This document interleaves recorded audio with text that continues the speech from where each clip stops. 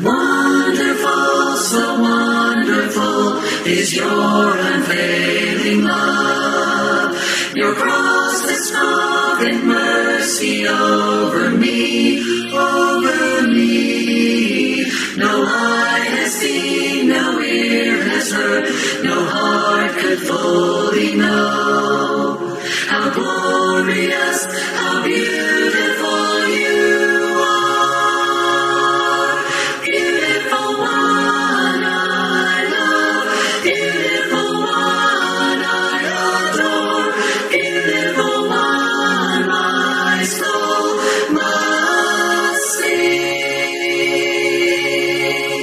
Powerful, so powerful, your glory fills the skies.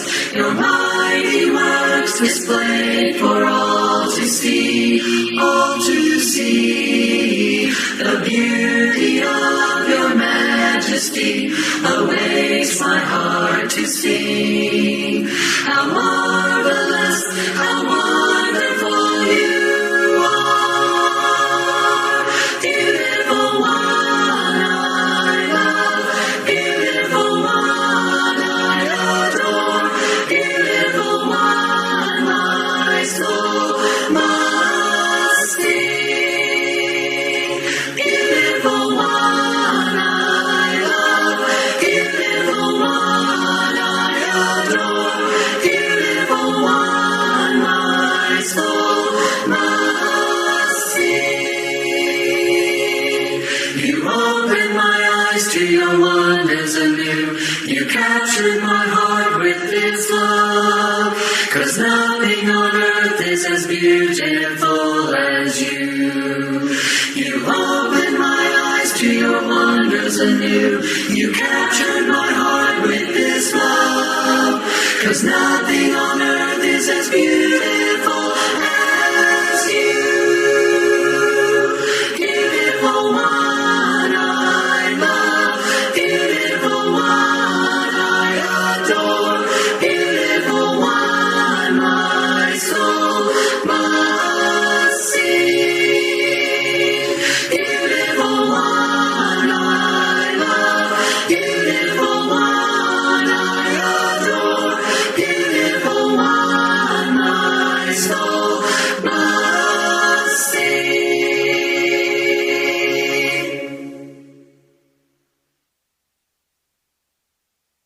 Faithful love flowing down from the thorn-covered crown makes me whole, saves my soul, washes whiter than snow. Faithful love calms each fear, reaches down, dries each tear, holds my hand when I can't stand on my own. Faithful love, from above, came to earth to show the Father's love. And I'll never be the same, for I've seen faithful love face to face, and Jesus is his name. Faithful love is a friend just when hope seems to end. Welcome face, sweet embrace, tender touch filled with grace. Faithful love, endless power, living flame, spirit's fire, burning bright in the night, guiding my way. Faithful love, from above,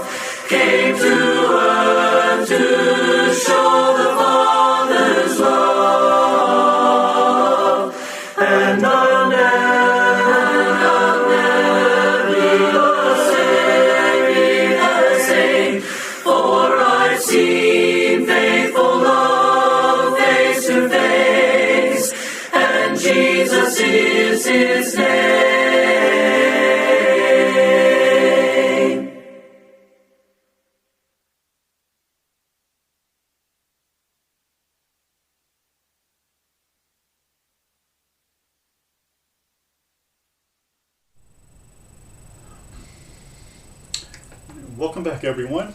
Continue making our way through the book of Psalms, coming this week to Psalm 41, yet another Psalm of David.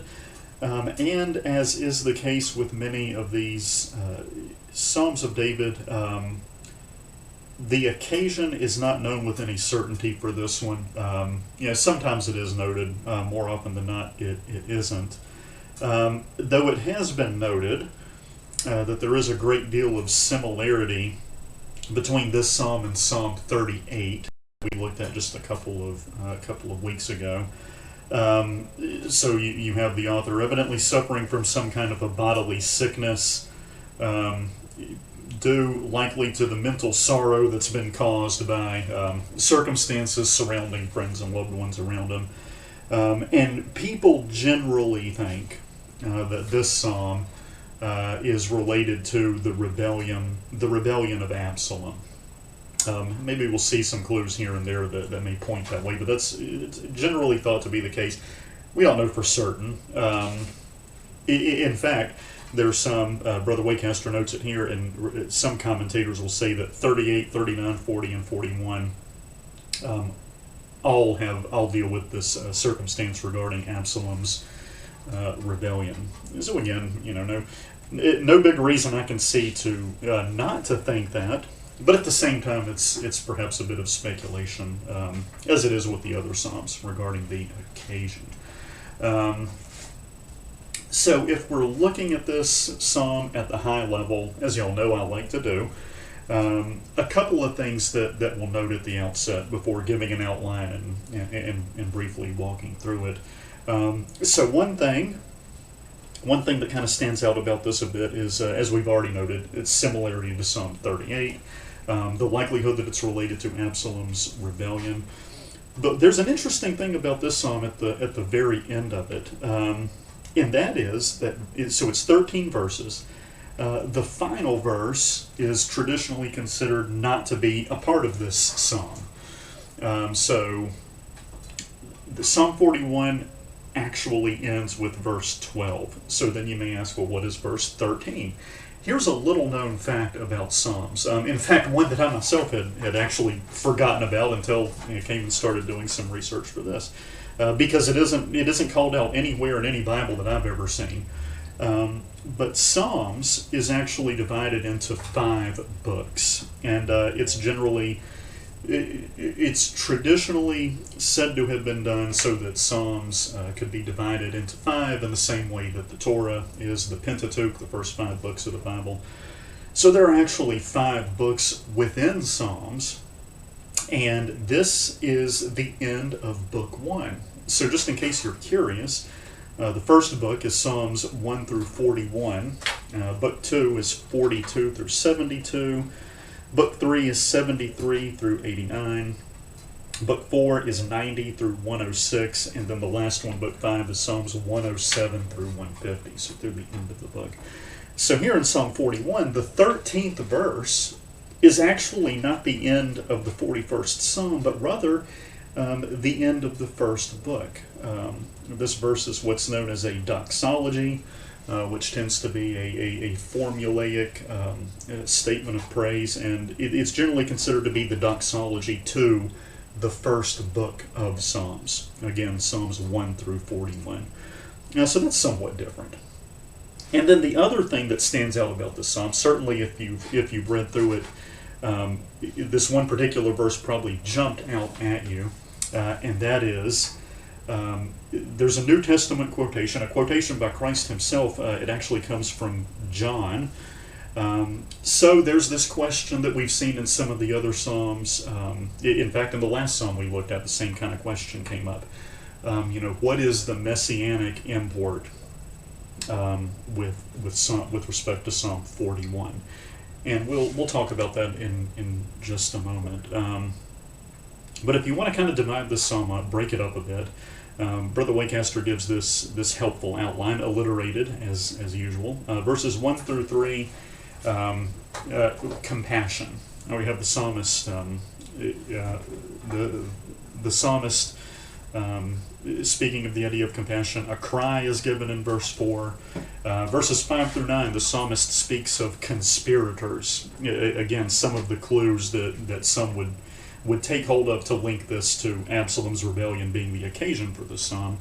And then verses 10 through 13, although really 10 through 12, as we just noted, the psalmist, as is so often the case, expresses confidence. Okay, so there you have a bit of a breakdown, and as I'm sure you're thinking, if you've been following along with this, that breakdown sounds an awful lot like all the other psalms, and you would be correct. Again, as we go through these, a lot of the psalms are very, very similar. That's why I like to focus on those things that kind of make them stand out just a bit. Okay, so let's start going through, and again, I want to really hone in on the one thing that makes this psalm just a bit different. Otherwise, as we're working through, kind of think back to Psalm 38 and notice the similar train of thought, similar circumstances in here. Blessed is he that considereth the poor. The Lord will deliver him in time of trouble. The Lord will preserve him and keep him alive, and he shall be blessed upon the earth, and thou wilt not deliver him into the will of his enemies. The Lord will strengthen him upon the bed of languishing. Thou will make all his bed in his sickness. Okay, so again, compassion being the thrust of these first three verses. Generally speaking, similar language to what we find in other psalms. The Lord will preserve. He that considereth the poor, right? So the kind of upright person who treats others fairly and justly. God is looking out for such a person. That person will be blessed upon the earth. He won't be delivered to the will of his enemies. He'll be strengthened. And in verse 3, you get a little bit of that connection to Psalm 38. Again, this talk about physical sickness. He mentions the bed of languishing. Continuing on in verse 4, a cry. I said, Lord, be merciful unto me. Heal my soul, for I have sinned against thee. Keep that one in mind as we come into the next section here. So he cries out, be merciful, heal my soul because I've sinned against thee. Verses 5 through 9, conspirators, so his enemies. And again, kind of in the back of your head thinking, could this potentially be Absalom's rebellion? Here we may get a few clues as to that. A big one in particular that we'll talk about in a minute. Maybe. Mine enemies speak evil of me.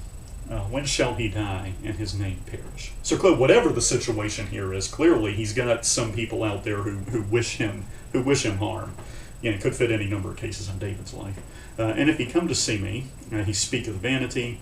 His heart gathereth iniquity to itself. When he goeth abroad, he telleth it. All that hate me whisper together against me do they devise my hurt.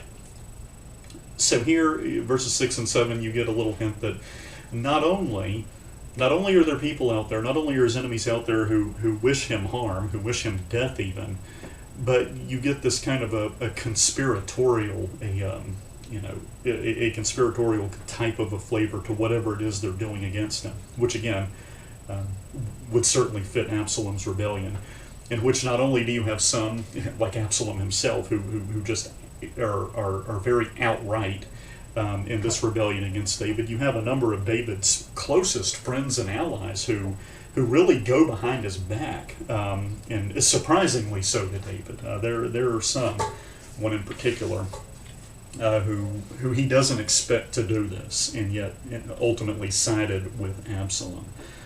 So again, you get the sense that not only are they enemies, but this is something that there's a conspiracy here, something that's being done behind the scenes against them. 8, an evil disease, say they, cleaveth fast unto him. Now that he lieth, he shall rise up no more. In other words, he's been stricken down, and he's going to stay down. Yea, mine own familiar friend, this is what his enemies think. Yea, mine own familiar friend in whom I trusted, which did eat of my bread, hath lifted up his heel against me. So again, even his closest friends have turned on him. Verses 10 through 12, he expresses confidence despite these things. That'll finish the psalm out, then we'll circle back. But thou, O Lord, be merciful unto me, raise me up that I may requite them. By this I know thou favorest me, because mine enemy doth not triumph over me. So despite the fact that he has these enemies who are scheming against him, who it would seem have overcome him, they turned against him. He's down, but not quite out, even though they assume he is. He expresses confidence that he's going to come out on top. Why? Because the Lord's on his side. Verse 12, and as for me, thou upholdest me in mine integrity, and settest me before thy face forever. Absolute confidence. Whatever is going wrong here, it isn't going to stay that way. He's going to have the upper hand. And again, verse 13, blessed be the Lord God of Israel from everlasting into everlasting. Amen and amen. Verse 13 being the doxology to the book that ends with Psalm 41, not Psalm 41 itself. Okay, so hopefully you caught the messianic tie here as we were working our way through. Hopefully there was one verse as we were reading through that kind of stood out in your mind and you think, wait a minute, I've heard this somewhere before. Didn't Jesus say this? Just in case you missed it, it's verse 9. Verse 9, mine unfamiliar friend in whom I trusted, which did eat of my bread, hath lifted up his heel against me. This verse is quoted by Jesus in John 13:18 with regard to Judas. So this begs the question, just as we had back in Psalm 40. Psalm 40, you recall, there's a quote in Hebrews. Here in 41, the quote is from John, from Jesus himself. Clearly in John, he says this with regard to Judas. So I guess two questions. One, if David is the psalmist, or if David's the one writing this, who is he referring to? Or if it's intended to be fully messianic, to what extent is the rest of the psalm messianic in its import? Personally, I would group such things into three categories. First of all, you have Old Testament passages that in their original Old Testament context are clearly meant to be prophetic. A good example would be, from Micah, noting that the Messiah is going to come from Bethlehem. Right? It's intended to refer to a future Messiah. A lot of the prophecies in Zechariah toward the end of the book are similar. So that's one. It's in the Old Testament. When you read it, you would read it and think, okay, this is something that's meant to be taken in a prophetic sense. They're talking about something future. Messianic future specifically. Then in a second category, you have Old Testament passages that get referred to in the New Testament as being prophetic that in the Old Testament context clearly aren't. I think Hosea 11:1, which I believe we mentioned last time, is a prime example of that. My son have I called out of Egypt, right? And you go back to Hosea, he's clearly talking about the Israelites being led out of Egypt. It's crystal clear. You come to Matthew, in the New Testament, the same thing is applied to Jesus. That it might be fulfilled as prophesied. My son have called out of Egypt, right? When Joseph and Mary take him down into Egypt to escape Herod's wrath, and then he comes back. So you have one sense in the Old Testament, and then that particular passage is taken and given prophetic import in the New. That happens a lot. And then the third category, I would say, is similar to what you have here, and also what you had in Psalm 40. That is, there's no evident prophetic import in the Old Testament context.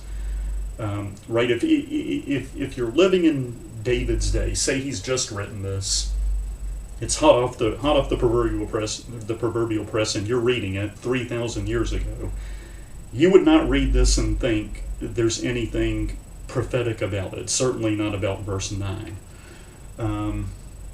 Then you read it in the New Testament, and there's also nothing prophetic about it. So it's not like in Matthew where it says, this thing's being done to fulfill a prophecy. Although I better check myself before I go and say this, because it occurs to me I don't want to inadvertently put my foot in my mouth here. Actually, it does say this, that it may be fulfilled. He that eateth bread with me hath lifted up his heel against me. So I would say this fits into the second category. So The second category is in the Old Testament. There's no obvious prophetic import. In the New Testament, it's given that import. The third category that I spoke of, which is still there, although this one doesn't necessarily fit into it. There's no prophetic import in the Old Testament context or in the New Testament context, but the particular verbiage is taken. Right, so you have Jesus or Paul, someone in the New Testament setting, who will use a sentence or passage from the Old Testament to make a point, to make a statement using that language, but there isn't necessarily anything messianic or prophetic in it. And I would say that was the case for what we saw in chapter 40 last time. So here in 41, given the fact that there on his final night Jesus speaks of it in a prophetic sense, clearly it's intended that way in the New Testament. Although again, in the Old, if you're reading this, you would not get that. There's nothing here that David's saying to indicate, 1,000 years from now, someone else is going to come along and this is going to fit him. So then that begs two questions. One is, if there is prophetic import in verse 9, to what extent is the rest of the psalm intended to have some kind of a messianic prophetic import? I would say 0. In verse 4, you recall I said, note this as we were working through it, Lord, be merciful unto me, heal my soul, for I've sinned against thee. Right? Christ is certainly never going to say this about himself. So if there is any messianic import to attach to this psalm, it would be verse 9. And I would say just verse 9, which is specifically quoted by Christ in John 13. So that's one question. The other question would be, certainly Jesus takes this and applies it to himself in John. What, if any, import does this have for David as this is being written? Right. So David's talking about his own familiar friend in whom he trusted, eating of his bread, had left his heel against me. So some would say Absalom. Again, certainly if that's the occasion for the psalm, but even more specifically, my personal opinion, I would say it is a reference to Ahithophel, one of David's confidants in his court, who, to David's surprise, actually turned against him and ended up supporting Absalom instead. And it's an interesting study. There are a lot of parallels, a lot of similarities between Ahithophel and Judas if you start delving a little more deeply. So I would be inclined to say verse 9 from David's perspective is a reference to Ahithophel and the betrayal that he foisted upon David, which is not at all unlike Judas' betrayal of Jesus. And again, John 13:18, Jesus himself quotes this passage, applies it to himself, and it's, again, there's an indication there specifically that there's a prophetic import to it. And like I said, hopefully I put it rather clearly. There's different buckets into which you might put statements like that in terms of Old Testament context versus New Testament context, because they aren't all the same. If I didn't, then please, by all means, let me know. You see me Sunday, say, hey, I'm still confused about this, and I will endeavor as best I can to try and explain the thought again. Okay, so that is Psalm 41. Again, key things to remember about this one. It's the end of the first of the 5 books of Psalms. It has this obvious similarity to Psalm 38, some of the same language, evidently the same occasion. Again, it's true for 39 and 40 also. And then this quote in verse 9 from Jesus in John 13. Right? Those are the things that really stand out and make this particular psalm a bit different. Okay, so, Lord willing, next time we'll continue on with our study with Psalm 42. Thank you very much for your attention. Over all the earth, you reign on high, every mountain stream, every sunset sky. But my one request, Lord, my only aim, is that you reign in me again. Lord, reign in me, reign in your power, over all my dreams, in my darkest hour. You are the Lord of all I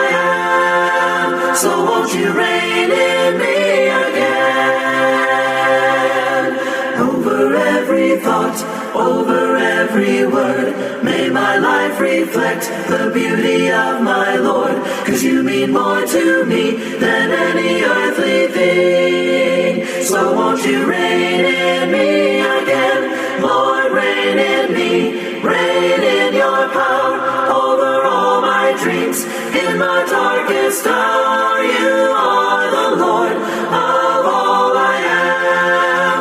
So won't you reign in me again, Lord, reign in me, reign in your power over all my dreams.